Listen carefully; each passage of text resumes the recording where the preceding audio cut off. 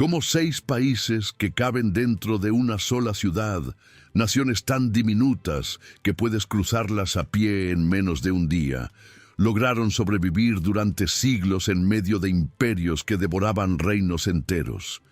Y hoy vas a descubrir por qué Europa, el continente que más guerras peleó, que más conquistas hizo y que más veces redibujó sus fronteras en los últimos 2000 años, todavía alberga a los países más minúsculos de la faz de la Tierra. Desde una batalla en los Pirineos que ocurrió hace 13 siglos, hasta el día en que un papa se negó a salir de casa durante 60 años seguidos, 2000 años de fragmentación, fe, traición y supervivencia, condensados en solo unos minutos.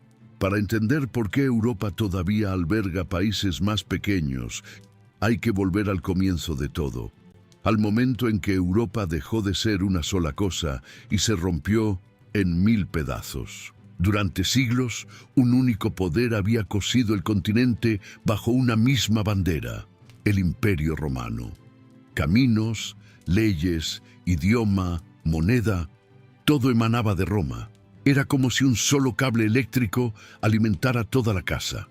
Y cuando ese cable se rompió, en el siglo V después de Cristo, con la caída del Imperio Romano de Occidente, toda la casa se sumergió en la oscuridad. Lo que vino después fue el feudalismo, un sistema en el que el poder ya no pertenecía a un emperador distante, sino al señor de la tierra más cercano, al obispo de la diócesis, al conde del valle. Era como si, después de que el dueño de la hacienda muriera sin dejar testamento, cada capataz hubiera tomado un pedazo del campo para sí y hubiera declarado: «Aquí mando yo». La Europa que antes tenía un rostro pasó a tener 1000 rostros. Y en ese mundo fragmentado, las naciones diminutas no eran la excepción, eran la regla. Había cientos de ellas, condados, principados, obispados, repúblicas de ciudad, cada uno con su propio señor, su propia ley, su propio ejército de 50 hombres armados con lo que tuvieran. La mayoría de esas pequeñas entidades fue devorada a lo largo de los siglos siguientes, engullida por reinos más grandes que crecieron, guerrearon y absorbieron a sus vecinos. Pero algunas sobrevivieron. Y la primera razón por la que sobrevivieron fue simple y brutal: la montaña. En lo alto de los Pirineos, la cadena montañosa que funciona como una muralla natural, separando España de Francia.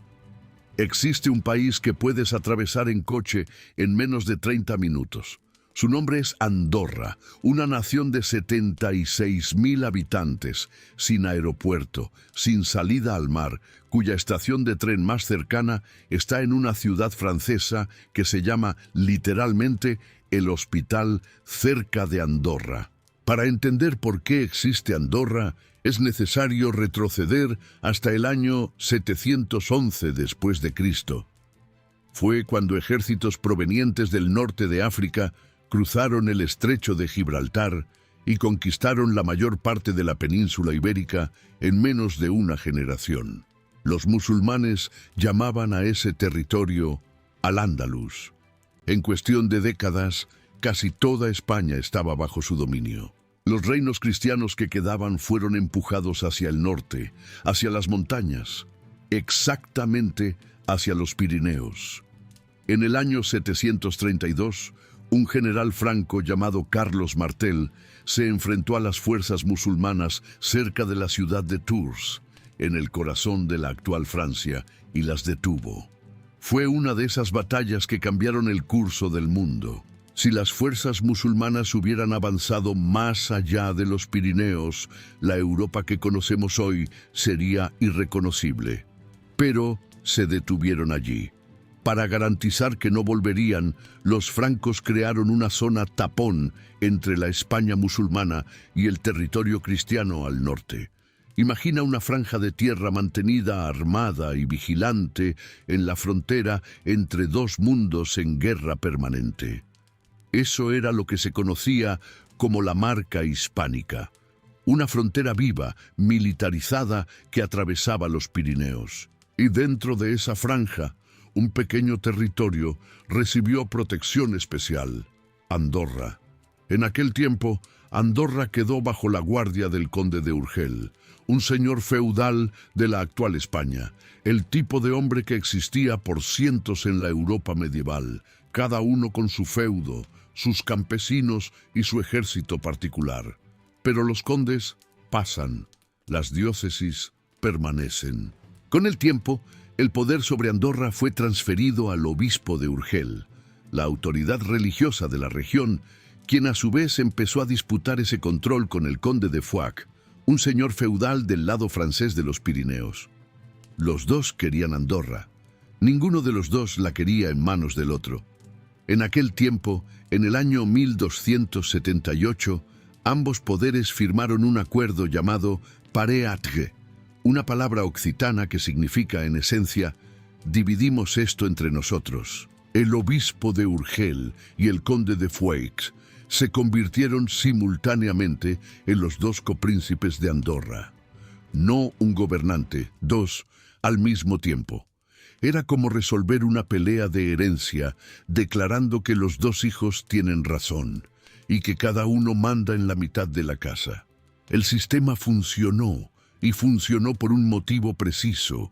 Ninguno de los dos quería que el otro se quedara solo en el mando, así que ambos preferían dividir antes que perderlo todo.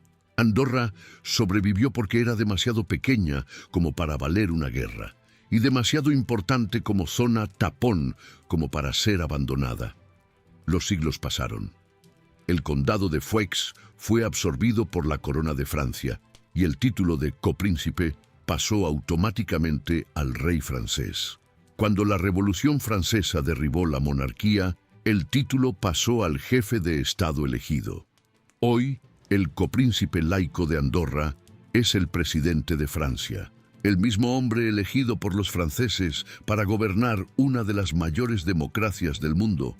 Comparte, formalmente, el trono de una nación de 76.000 personas encaramada en las montañas, al lado de un obispo español que también es jefe de Estado. En ningún otro lugar del mundo existe algo así. A 600 kilómetros al este de Andorra, encajado entre Suiza y Austria, existe un país que la mayoría de las personas alrededor del mundo difícilmente consigue localizar en el mapa, y que aún más raramente consigue pronunciar correctamente: Liechtenstein, 160 kilómetros cuadrados, 38.000 habitantes. Un principado tan pequeño que al cruzarlo en coche en línea recta, entras y sales antes de que termine la canción que estabas escuchando. En el año 1719, el emperador Carlos VI del Sacro Imperio Romano Germánico, el nombre grandilocuente de una federación medieval de cientos de reinos, ducados y principados que ocupaban el centro de Europa, declaró que las comunidades de Vaduz y Schellenberg quedaban unificadas en una sola entidad, el Principado de Liechtenstein, nombrado en honor a la familia que había comprado esas tierras. En esa época no era ninguna novedad. Había cerca de 1.800 entidades políticas similares esparcidas por el territorio del Sacro Imperio. Liechtenstein era solo una más.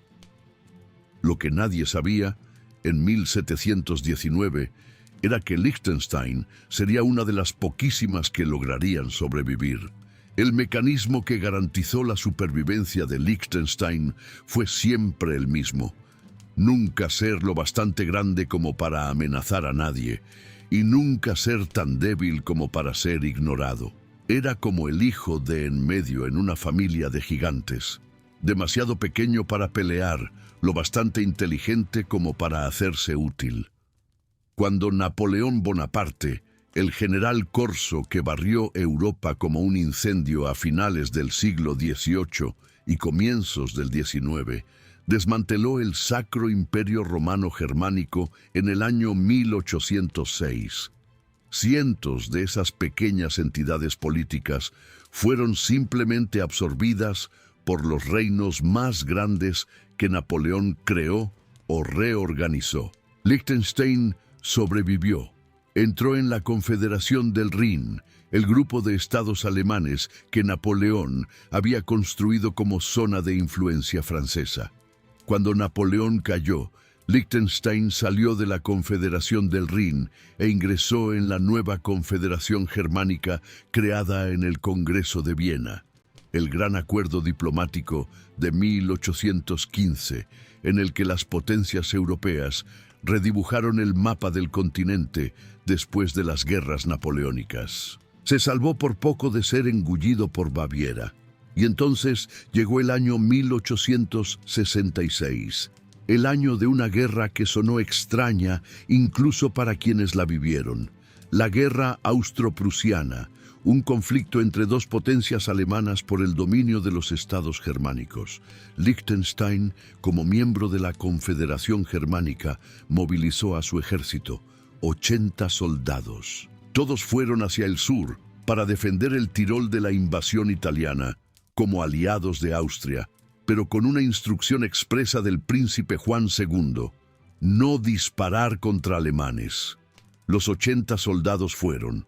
Los 80 soldados volvieron. Y, según una historia que circula hasta hoy, imposible de verificar, pero imposible de ignorar, volvieron con uno más. Un soldado italiano que se había hecho amigo del grupo durante la campaña y decidió marcharse con ellos. 80 se fueron. 81 volvieron.